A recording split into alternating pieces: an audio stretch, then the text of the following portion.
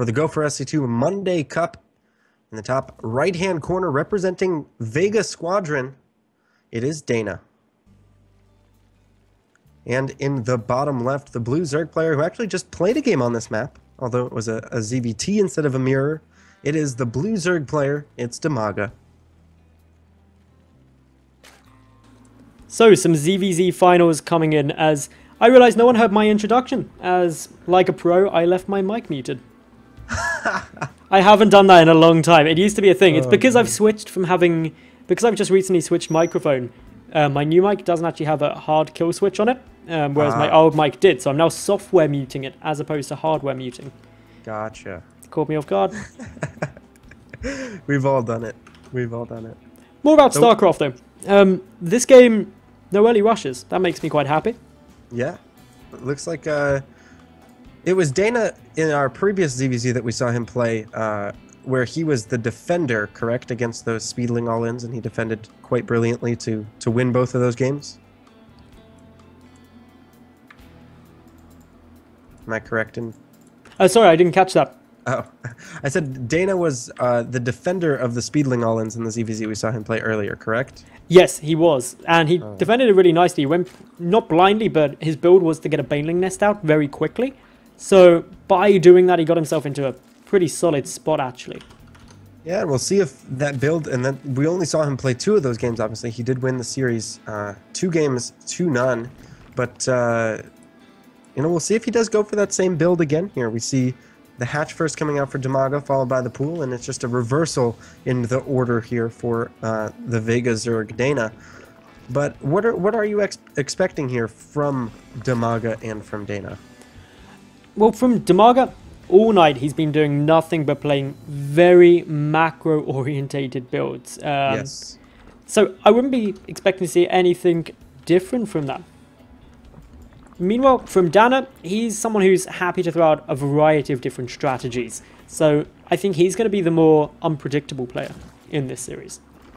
Yeah, well, both players' gases finishing at pretty much the same time. Just a slight advantage there for Dimaga. Nothing that should matter too much as we get going. But as you've mentioned in our previous ZvZs, it's how long they mine gas for, not necessarily how early our players mine gas for. We see some, well, again, just...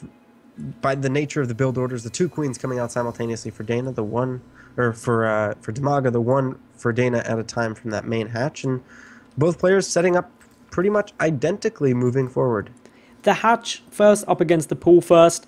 If you're doing both economically focused, end up in around the same place. There's a fraction of a difference between them, but the earlier queen means you get the earlier lava out, and it swings and roundabouts. I can't remember the actual exact figure on how much ahead a hatch first ends up, but it's far less than you may expect.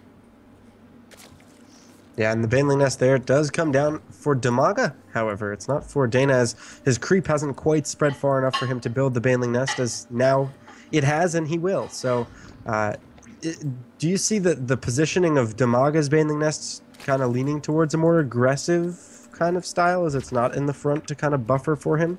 It tends to be. It is quite a big read going into saying that this position of a Baneling Nest leads to a more aggressive style. The bigger tell is whether we see a spine or not. Some Zerg players just opt to keep the Baneling Nest up in the main base, but the advantage of putting it down at the natural is that you can position the queen between the two, and that means that you're a lot more safe. But this is actually a bigger tell, an early lair from Dimaga. So, could we be seeing some sort of like Baneling speed? That seems a little bit strange to say, just with the timing being really off. But would you expect him to take his gases in his natural soon?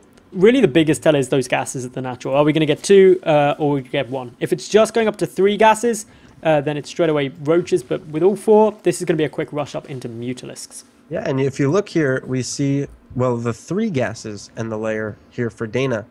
So both players pretty much identical actually with their layer timings. Both of them opting for the really early layer, but the Roach Warren is coming down here for the Vega Zerg, and if this is going to be an aggressive... Oh, he cancels it. Did he get a scout off?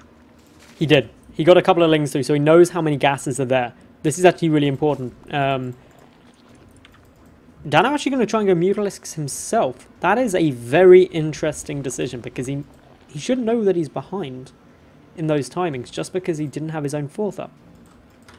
Yeah, but if you look at it, his layer is finishing. He'll be about 10 or so seconds behind on the Spire if he lays it down as soon as the layer is done. So maybe 20 seconds when it's all said and done here. And he's taking his third base now. It's almost identically timed as well. He's like, it's almost like his build is like 10 seconds behind Dimaga's here. But I think, as you kind of mentioned before, I think both players still should end up in roughly the same place. Dimaga moving forward with quite a few lings, actually. Gonna try and force the denial of that third. Gets a much better trade up against the speedlings of DaNa there. And that is very important. One bailing hit comes off for the Vega Squadron Zerg, but two bailings coming in from behind for Dimaga. Yeah, really nice there by Dimaga. Picking away at one of those banelings, trading 2 lings for it, which is a great trade for the blue Zerg in our game right now. And, well, back and forth they go here. Both players pumping out lings. Dimaga really trying to push forward with these lings. 18 more on the way as well. And he's got a little bit more gas banked up, too. So he's forcing out banelings, gas-intensive units, although not hugely, but enough to kind of give himself that gas advantage. And it actually works out at being quite a bit. Already we see Dimaga being over 100 gas ahead. That's an additional Mutalisk. And he's got the +1 carapace started quite a bit sooner. And that timing of the carapace is going to be critical. When does it come out for DaNa? When a lot of his attention is dealing with his push. Okay, about 20 seconds. And these lings are now trying to take down this third base.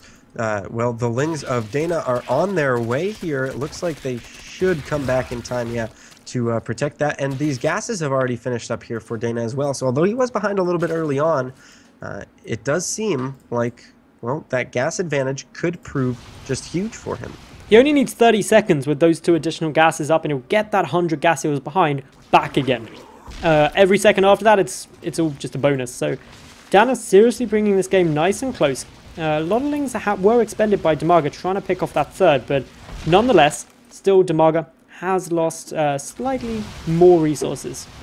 Oh, nice. A Muta went down there. Dimaga, he's actually got a good opportunity here. Taking that out is huge. Goes for the trade. The Muta count is 11-7, but not all of Dimaga's Mutas are in this engagement. Yeah, and does he have... His lings do lose the fight, however, so... well, these 5 mutas that are left here are trying to push forward. He really wants to take down this third base, but his lings are targeting down the spine crawler, which will fall here. And now down go some of the drones here. More lings streaming in towards this third base. Can Dimaga take it down? It looks like he should if he focuses it down, but more speedlings keep kind of distracting him. DaNa's just going to call GG. He kind of knows, I guess, or felt like he had been just outplayed a little bit there.